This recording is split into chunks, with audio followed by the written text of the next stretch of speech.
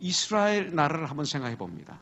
그 당시, 이 당시 이스라엘은 지정학적으로 어떤 나라였는가 보면 그 이스라엘은 동서남북으로 강대국에 이렇게 포위되어 있는 그런 나라였습니다. 그래서 이 북쪽으로서는 그 아수르, 바벨론 같은 강한 나라가 남쪽으로 세력을 확장하기 위해서 가려면 꼭 이스라엘을 거쳐야 됩니다. 이스라엘을 먼저 점령해야 되죠. 그런 나라였습니다. 또 남쪽에는 어느 나라가 있습니까? 애굽이 있습니다. 이집트가 있습니다. 이집트는 기회만 있으면 북쪽으로 세력을 확장시키려고 하는 그런 나라였습니다. 그러기 위해서는 이스라엘을 거쳐가야 됩니다. 서쪽 지방으로는 바로 블레셋 족속이 있었습니다. 팔레스틴. 이 블레셋 족속이 있어서 틈만 나면 내륙 쪽으로 진출하려고 침공하려면 이스라엘을 거쳐야 됩니다. 또 동쪽에는 아람 족속, 모압 족속, 암몬 족속 같은 나라들이 기회만 있으면 이스라엘을 쳐들어오는 그런 상황에 있었던 나라였습니다. 이 동서남북 사방의 크고 작은 나라들과 대치하고 있는 나라가 바로 이스라엘이었습니다. 만일 이스라엘이 하나님이 계시지 않았다면, 하나님이 보호하시지 않는다면 지금까지 존재할 수 없는 그런 나라였습니다. 아니, 바벨론 포로를 통해서 이스라엘은 완전히 없어진 나라가 되고 말았습니다. 그런데 여러분들, 다시 이스라엘이 몇천 년 만에 다시 이스라엘의 나라가 회복될 줄 누가 알았습니까? 이것은 구약에 있었던 말씀이었죠. 지금 그런 상황에 다윗 왕국이 있는 것입니다. 그런데 이 다윗 왕국, 이스라엘에 3년 동안 흉년이 계속되었습니다.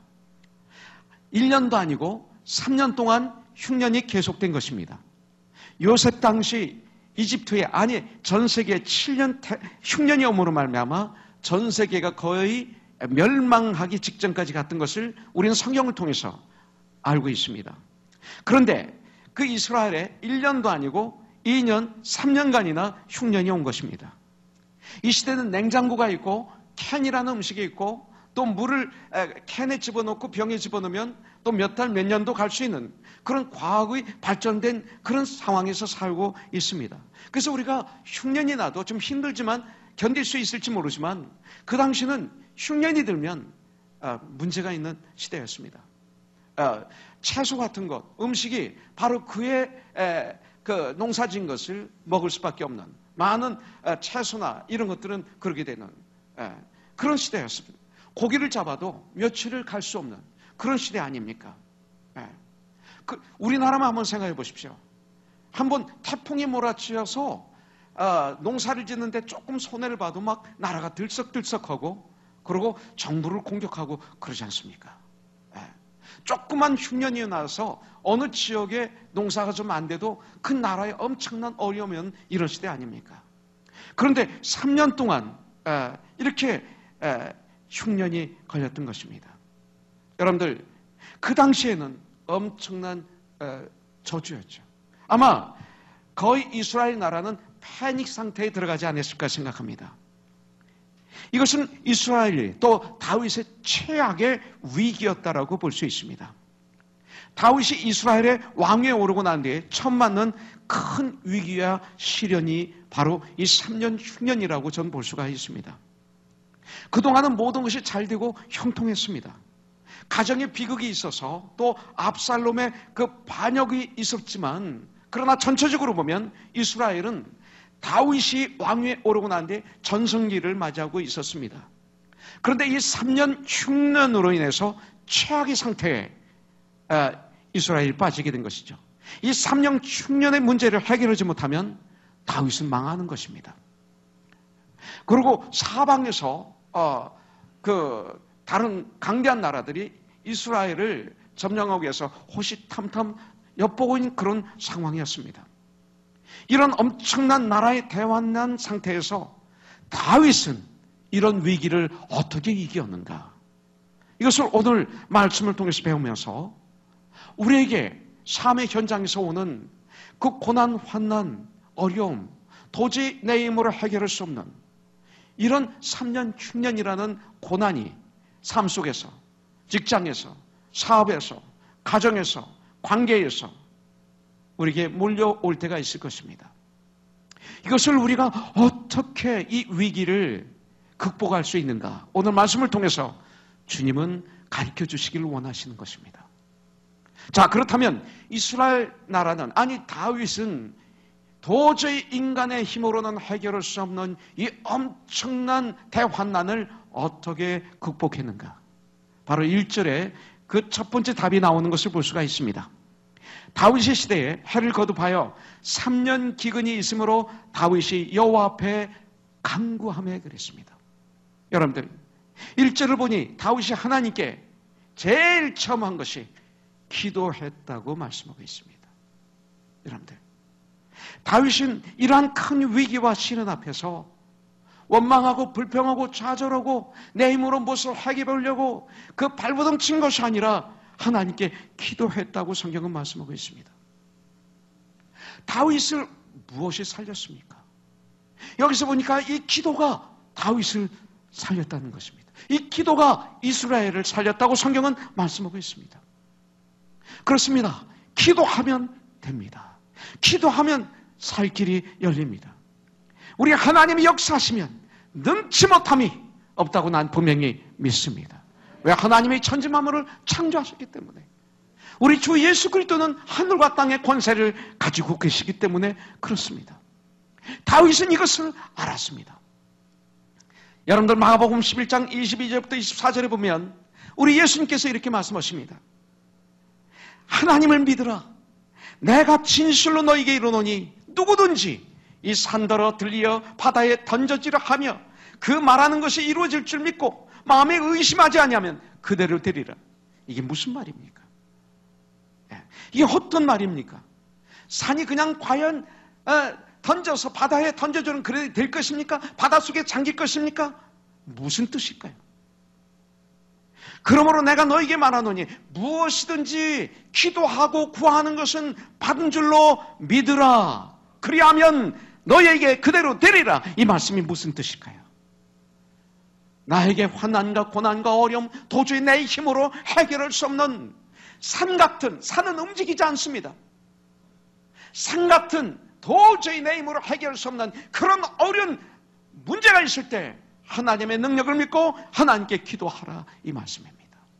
여러분들 23절 이 산더러 들려 바다에 던져지려 하며 그 말하는 것이 이루어질 줄 믿고 마음에 의심하지 아니하면 그대로 되리라. 산과 같은, 산더미 같은 파도가, 엄청난 문제가 나약한 나의 인간의 산보다도 더 높은 엄청난 문제의 파도가 몰려올 때, 토네이도가 몰려올 때, 몰려온다 하더라도 염려하지 말라. 성경 말씀하겠습니다. 기도하면 그 산처럼 흔들리지 않을 문제라 할지라도 나의 하나님께서 다 해결해 주신다. 성경이 이렇게 말씀하고 있어요. 여러분들, 저희들 중, 우리 중 산과 같은 큰 문제로 도저히 내 힘으로 해결할 수 없는, 인간의 힘으로 해결할 수 없는, 안 돼, 이거는 도저히 할 수가 없어, 이런 큰 문제로 고민하며 괴로워하는, 그래서 절망하고 포기하기 직전에 계신 분들이 이 자리에 계십니까? 오늘 우리 주님, 우리 예수님 말씀대로 산이 바닷속으로 옮겨져 사라져버리는 것처럼 여러분들, 우리들이 가지고 있는 산더미 같은 문제들이 우리가 기도할 때, 우리의 믿음을 가지고 기도할 때 하나님의 능력으로 바닷속으로 옮겨져 사라버려지는 것처럼 우리의 문제가 그렇게 사라져버려지는 놀라운 역사가 우리 주 예수 그리스도의 이름으로 여러분들의 기도를 통해서 이루어지기를 주님의 이름으로 축원합니다. 믿음을 가지고 기도하십시오. 기도하실 때 믿음을 가지고 기도하십시오. 기도하면 됩니다. 여러분들, 주님 안에서는 능치 못함이 없다고 성경에서 말씀하고 있습니다. 그리고 기도하며 응답이, 내가 원하는 시간에 응답이 없다 하더라도, 내가 기도하는데 내가 원하는 시간에 기도 응답을 받지 못했다 하더라도 실망하면 안 됩니다. 왜냐하면 기도의 응답은 세 가지가 있습니다. Yes, 있습니다. 즉시 응답이 있습니다. 어떤 기도는 기다리라고 말씀하십니다. Wait라는 기도가 있습니다. 어떤 기도는 No 하십니다. 왜? 그 기도가 응답이 되면 나에게 저주가 되니까.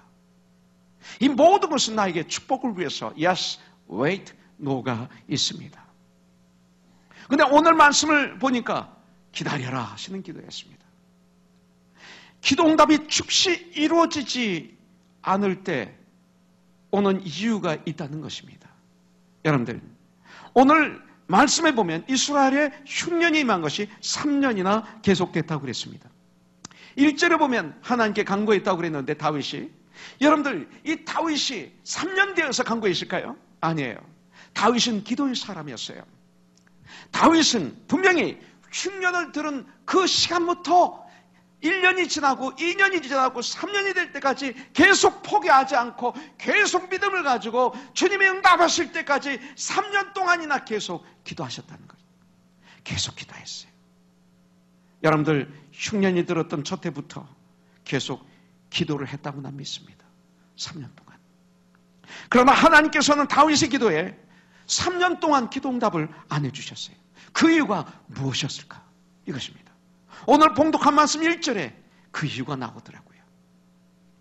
1절에 보면 이는 사울과 피를 흘린 그의 집으로 말미암음이니 그가 기브온 사람을 죽였습니다. 이렇게 성경은 말씀하고 있습니다. 3년간 흉년이 계속된 것은 사울 왕의 죄 때문이라고 성경은 가르쳐주고 계십니다. 사울 왕의 죄가 어떤 죄일까요? 오늘 말씀을 통해서 보니까 기브온 사람을, 기브온 족속을 이스라엘에서 그 내쫓아내려 하여 잡아 죽이고 잡아 죽이려 한 죄라고 성경은 말하고 있습니다. 그렇다면 이 기브온 사람은 누구들일까요? 우리들이 알지만 복습하는 시간을 갖기를 원합니다. 이 기브온 족속, 이 족속은요, 역사적으로 이스라엘 백성들이 가나안 땅을 정복하던 여호수아 시대로 올라가야 됩니다. 그 애굽에서 노예 생활에서 해방되어서 출애굽을 합니다. 그래서 모세의 인도로 40년 광야의 생활을 거쳐서 이제 모세는 주님 품으로 돌아가고 그 모세의 시종이었던 여호수아가 이스라엘 백성들을 인솔해서 적과꿀이 흐르는 가나안 땅에 들어가게 됩니다. 그래서 가나안 땅을 점령하러 들어갈 때 그들은 이 기브온 족속은 이미 가나안 땅에 살고 있었던 족속이었습니다. 이들도 다른 7족속들처럼 이스라엘이 정복해야 될 대상이었습니다. 그런데 이들이 살기 위해서 꾀를 쓴 것입니다. 기브온 족속이 아주 먼 곳에서 온 것처럼 속여가지고 이스라엘과 서로 죽이지 않기로 평화조약을 맺습니다. 여러분들, 그들은 여호수아와 화친을 위한 사절단을 보냅니다. 그런데 어떻게 꾸미냐면 헤어진 그 가방을 주고 찢어져서 기온 가죽 그 포도주 부대를 나귀에 싣고 다 낡은 신발을 신고 다 헤어진 옷을 입고 다 마르고 곰팡이가 난 떡을 여호수아에게 내보이면서 자기들은 멀리서 왔다는 것이죠. 오는 동안 이렇게 옷이 헤어지고 오는 동안 떡은 썩고 곰팡이가 살았다는 것입니다. 그래서 자기 백성들을 이스라엘의 노예로 삼아달라고 강청합니다.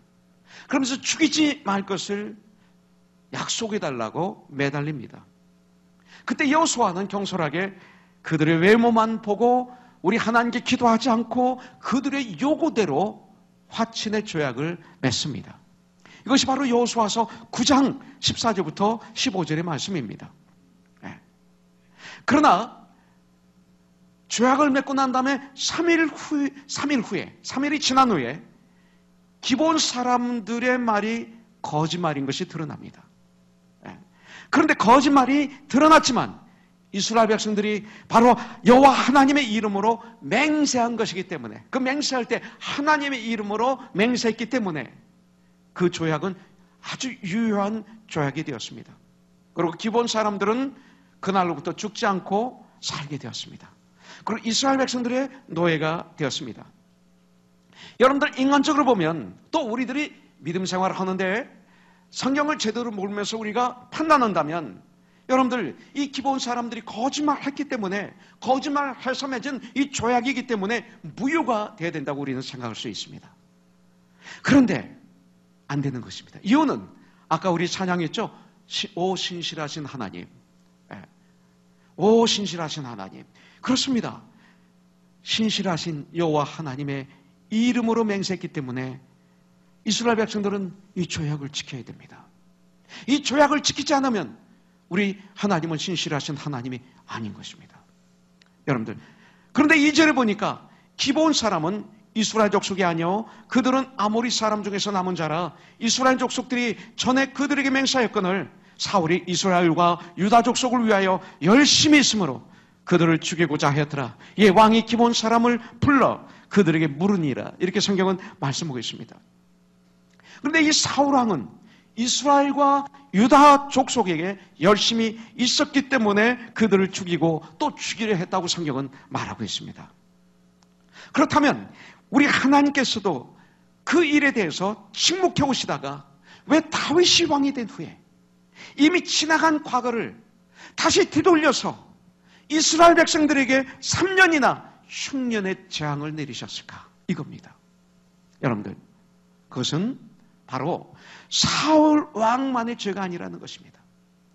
그 시대에 동참하고 있었던 모든 이스라엘 백성들, 그 시대에 동참하고 있었던 다윗을 포함한 모든 이스라엘 백성들이 바로 기브온 족속을 죽이는 일에 그 자리에 있었다는 것입니다. 그러나 방관자였다는 것입니다. 동참자였다는 것입니다. 다윗이 왕이 된 이후에도 그것을 여전히 깨닫지 못하고 있었기 때문이었습니다. 마침 뭐가 같습니까? 어느 모임에 갔습니다. 크리스찬 모임에. 다들 크리스찬입니다. 근데 그 모임에서 막 가십을 합니다. 상대방을 비웃습니다. 막 욕을 합니다. 죄를 집니다. 말로. 근데 거기 들어간 한 형제가 난 크리스찬이야. 난 그리스도인이야. 난 여기에 동참해서 말하면 안 돼. 말을 하지 않습니다. 가만히 있습니다. 그들의 말을 듣기만 합니다. 아, 난 크리스찬이야. 난 여기에 동참 안 할 거야. 난 말을 듣기만 할 거야. 듣기만 있다면 거기서 말한 사람보다 듣고만 있는 그 그리스도인이 더 악한 사람입니다. 이미 그는 그 말을 들으면서 엔조이하고 있습니다. 이것은 악하다고 성경은 말하고 있습니다. 성경은 뭐라고 말합니까? 네가 정말 그리스도인이냐? 그러면 이렇게 하라. 어떻게? 거기서 나오든지. 거기 있으려면 형제들이여 우리는 그리스도인입니다. 하나님이 이렇게 대화하는 걸 싫어하십니다. 우리는 복음으로 교제해야 됩니다. 그것을 막든지 거기서 나가든지 둘 중에 하나를 해야지. 아주 교활하게, 아주 비열하게, 아주 선한 척 가면을 쓰고 앉아서 그들의 말을 들으면서 엔조이하고 기뻐하고, 이것은 안 된다는 것입니다. 이것을 우리에게 가르쳐주고 있습니다. 여러분들, 다윗조차 기도할 1년 동안, 2년 동안도 이 사실을 깨닫지 못했었습니다. 3년이 되어서 깨달은 것입니다. 3년이 되어서. 비로소 3년 충년이 계속된 후에야 기도 중에 비로소 그것을 깨달아 알았던 것입니다. 여러분들, 저와 여러분들이 기도하는 가운데 이런 깨달음이 있기를 주님의 이름으로 축복합니다. 기도는 내가 원하는 걸 받기 위해서 강청하던 것만이 아닙니다. 기도는 하나님과의 대화입니다.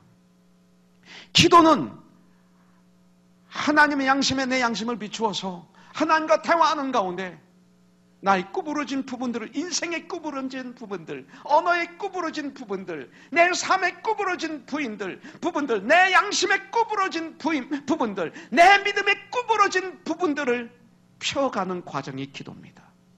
우리 주님과 기도하는 가운데 이것이 펴집니다. 썩은 부분들이 기도하는 가운데 내 양심이 썩어있고, 정신이 썩어있고, 믿음이 썩어있고, 언어가 썩어있고, 판단이 썩어있고, 사업하는 방법이 썩어있고, 직장 생활하는 방법이 썩어있고, 믿음 생활의 방법이 썩어있다면 주님과 기도하는 가운데 썩은 부분을 잘라가는 과정이 기도입니다. 그래서 정말 예수 그리스도의 장성한 분량에 이르도록 하는 것이 기도죠. 이런 축복을 저와 여러분들이 누려야 될 줄 믿습니다. 그렇다면 사울이 이스라엘과 유다 족속을 위하여 열심히 있었기 때문에 기브온 족속을 죽이려 했다고 성경은 말하고 있습니다. 사울에게 열심히 있었던 것입니다. 그런데 어제 새벽 예배 때 말씀드렸던 것처럼 사울이 가지고 있는 그 열심은 잘못된 열심이었다는 것입니다. 저와 여러분들의 열심은 어떨까요? 이것을 오늘 말씀을 통해서 한번 비춰봐야 될 것입니다.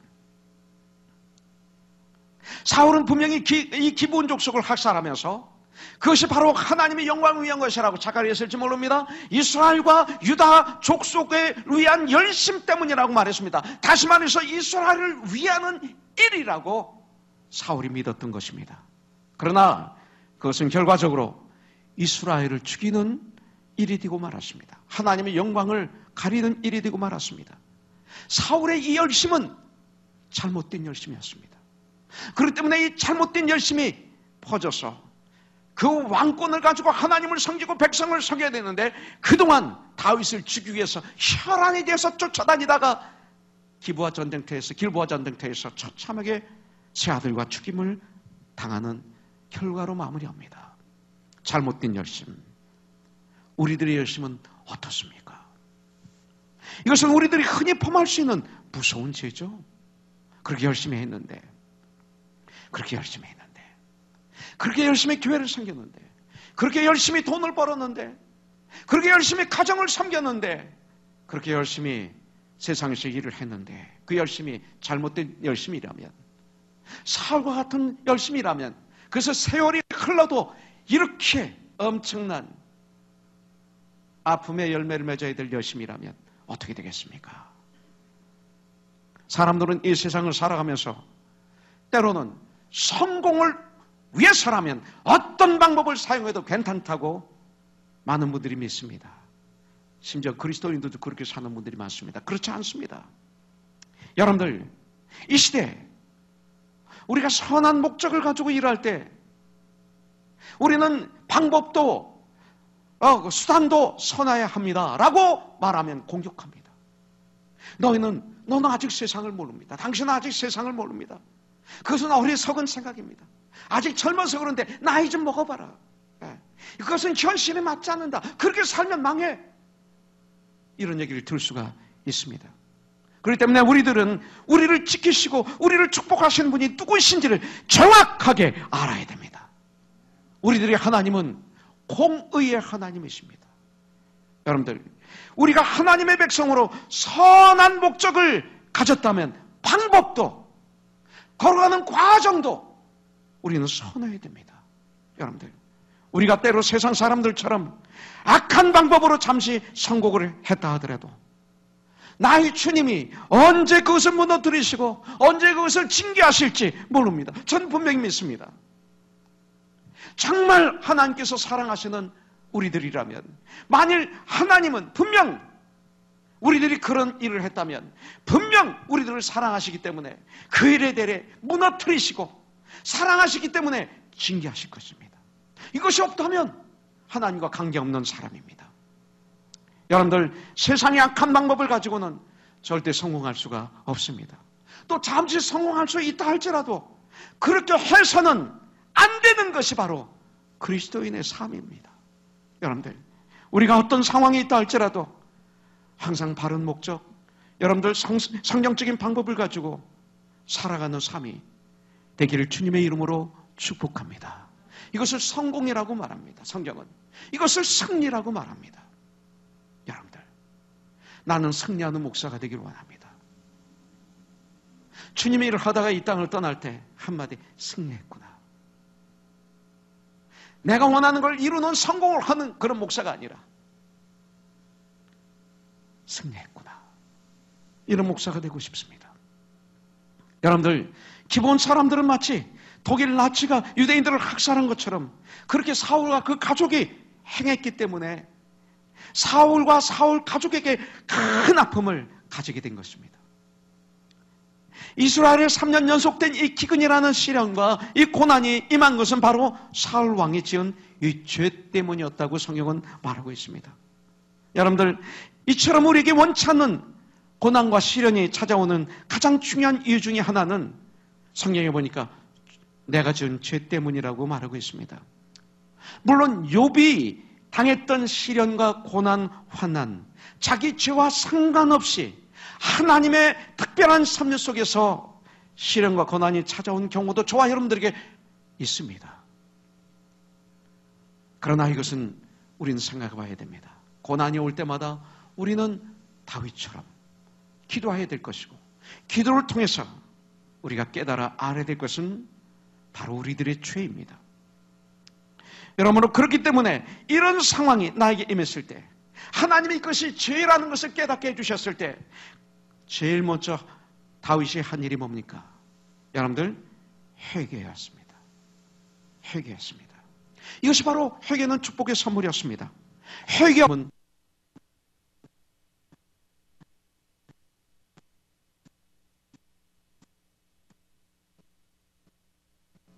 응답하지 않으십니다. 아니, 응답하시면 우리에게 불행이 됩니다. 그렇기 때문에 먼저 회개의 은혜를 받으려면 먼저 진실된 회개를 해야 되는데, 그런데 때로는 자신이 지은 죄가 분명하게 있는데도 불구하고 정작 자신은 자신의 지은 죄를 알지는 못하고 또 깨닫지 못하는 경우가 있습니다. 왜냐하면 육에 속했기 때문에. 고린도전서 2장 14절에 보면 육에 속한 사람은 하나님의 일을 알지도 못하고 또 깨닫지도 못하나니 그랬어요. 오직 이런 일은 영적으로 해야 분별함이니라 그랬어요. 기도하는 가운데 하나님의 은혜를 부어주셔서 내가 낮아지고, 내가 겸손해지고, 내가 가루가 되고, 내가 정직한 영이, 하나님의 영이 나에게 임하셨을 때, 그때서야 죄가 드러나는 거죠. 내 죄가 드러나는 거죠. 교만한 사람은 내 죄가 드러날 수가 없어요. 아무리 죄를 져도 내가 잘했대요. 육에 속한 사람은 죄를 짓고도 죄가 죄인지를 모릅니다. 제가 그랬던 사람이었어요. 그러다가 서대문구치소에서 1975년 12월 3일 전 그 안에 들어가서 성경 말씀을 묵상하다가 기도하는 가운데 제 교만이 완전히 부셔지고 제 안에 주님의 은혜가 임하셨어요. 어느 순간에 앞이 캄캄할 때, 세상의 어떤 힘도 나를 그 안에서 빼내지 못할 때, 돈도 안 되고 백도 안 되고 아무것도 안 될 때, 그래서 세상적인 모든 것이 다 막혔을 때가 축복이더라고요. 그때 최기성 목사님이 넣어주신 성경을 읽기 시작했고, 그리고 주님 앞에 무릎 꿇고 기도하는 것 외에는 내가 할 수 있는 게 없어요. 그 외에는 자살하든지 포기하든지 원망하고 불평하고 그리고 앉아있든지 둘 중 하나였죠. 근데 하나님의 은혜로 다른 거로 가지 않고 성경을 읽기 시작하게 해주신 거예요.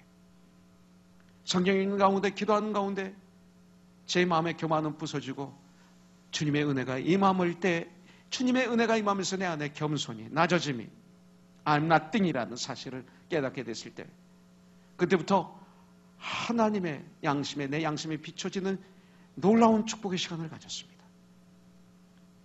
하나님의 은혜가 임하니까 머리부터 발까지 다 죄악덩어리였어요. 내 생각이 그렇게 부패할 수가 없었어요. 막 미치겠어요. 후회스럽고. 내 눈으로 봤던 것들, 시기, 질투, 음란, 이 교만, 무시함, 이런 것들이 막 떠오르는 거예요. 다 잊어버렸다. 지나간 과거가 다 잊어버린 줄 알았는데 아주 생생하게 다 기억이 나. 내가 귀로 들으면서 즐거워했던 그 것들이 얼마나 더러운 것인지. 하나님의 말씀이 아닌 세상에 썩어질 것들. 내가 입으로 한 수많은 얘기들, 복음이 아니고 찬양이 아니고 입으로 얘기했던 더러운 것들이 내 생각이, 내 마음 중심이, 이 손이, 이 팔이, 머리부터 발끝까지 죄악덩어리,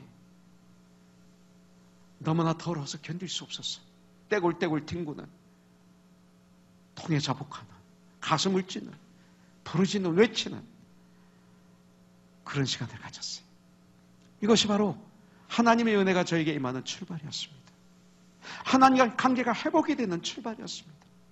하나님의 축복이 임하는 출발이 이것이었습니다. 깨닫지 못하는 게 얼마나 무서운 저주인지 알았어요. 깨닫는 건 겸손해야 되더라고요. 오늘 말씀에서도 사울왕이 저지른 죄에 대해서 사울왕과 이스라엘 사람들은 사울왕이 한 일이 그렇게 큰지라고 생각하지 않았을 것입니다. 오늘 2절 끝에 있는 말씀을 보면 사울왕은 그 일을 이스라엘과 유다 족속을 위하는 마음으로 했다고 말하고 있습니다. 죄책감은 없었다는 것입니다. 그리고 기본 사람들과 한 약속은 이미 450여 년 전에 자기 조상들이 한 약속이라고, 그 약속을 안 지킨 것에 대해서 그렇게 큰 죄책감을 갖지 않았을 것입니다. 오히려 이것을 그 당시에 이스라엘 백성들이 지지하지 않았을까요? 아주 환호성을 치며 영처럼 떠받들지 않았을까요? 그런데 문제는 하나님은 이것을 죄라고 말씀하십니다. 하나님은 이것을 큰 죄라고 말씀하십니다. 이처럼 우리들이 생각하기에는 별거 아닌 것 같은 죄가 하나님 보시기에는 큰 죄가 되는 것이 있을 수 있다는 것입니다. 얼마 전에 세월호 사건을 통해서 전 많은 공부를 했습니다. 이 세월호 사건, 참 수많은 우리 청소년들이, 젊은이들이 하루아침에 비참하게 이 세상을 떠났습니다. 거기가 왜 아들이, 왜 딸이래요?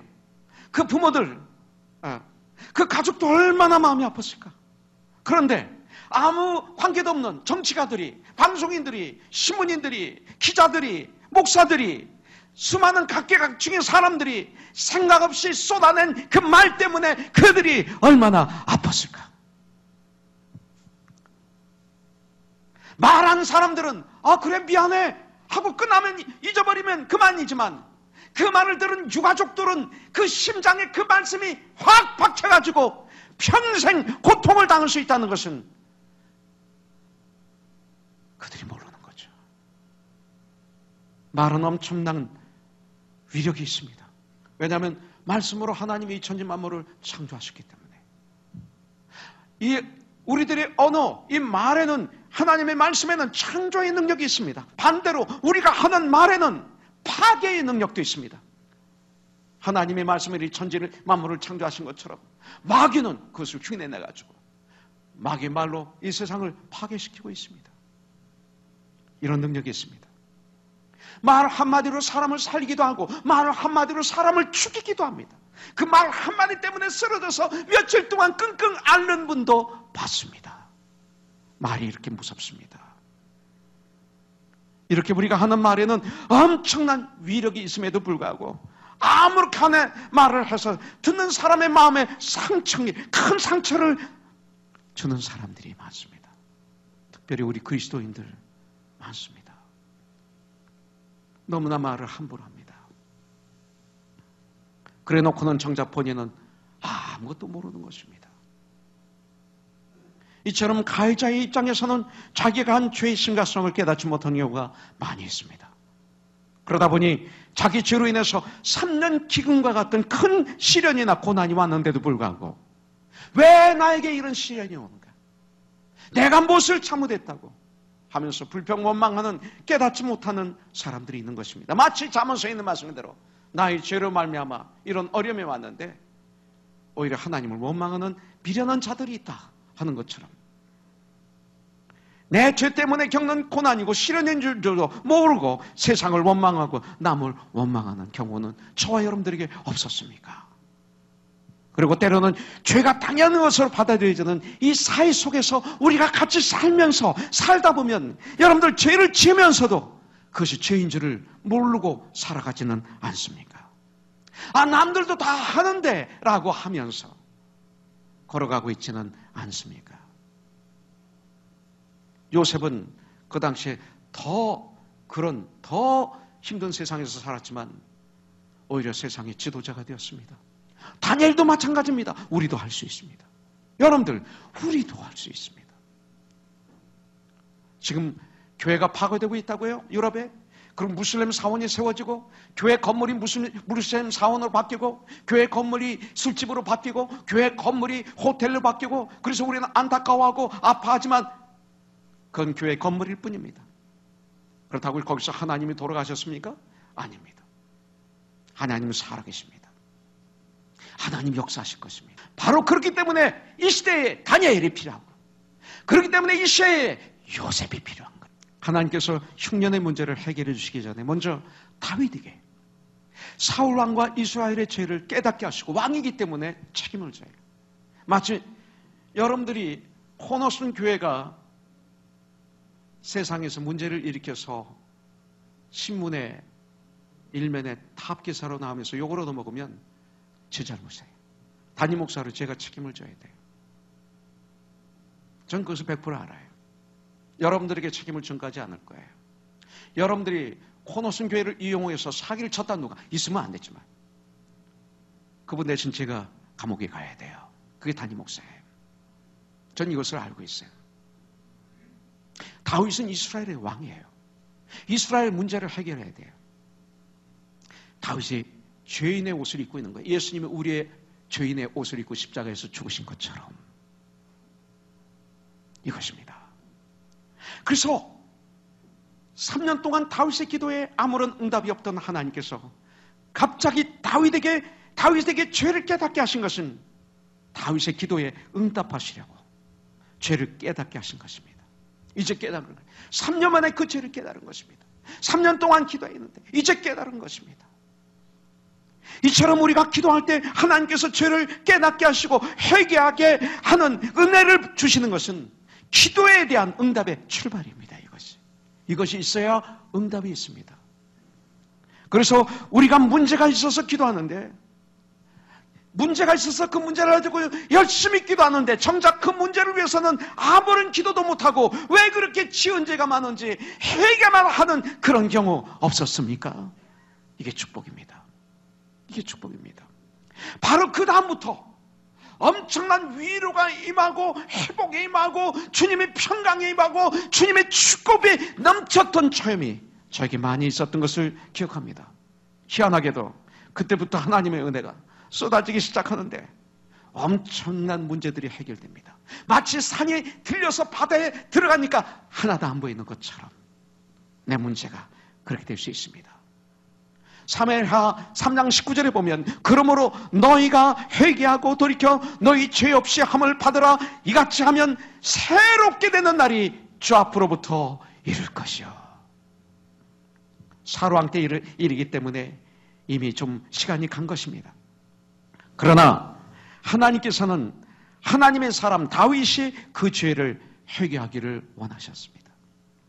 우리가 사울왕처럼 믿음이 없을 때 또는 믿음이 부족할 때 지은 죄가 있을 수 있습니다. 잊어버린 죄들. 내 은혜가 임하면 이것이 떠오르는 거 아십니까? 기억나는 거 아십니까? 해결 안 난 대로 그냥 놔두지 마세요. 축복의 사람은 이거 주님께서 기도하는 사람은 주님의 시간에 이것을 기억나게 하십니다. 깨닫게 하십니다. 그래서 회개하게 하십니다. 그래서 회복하기를 원하십니다. 이것이 오늘 말씀의 핵심입니다.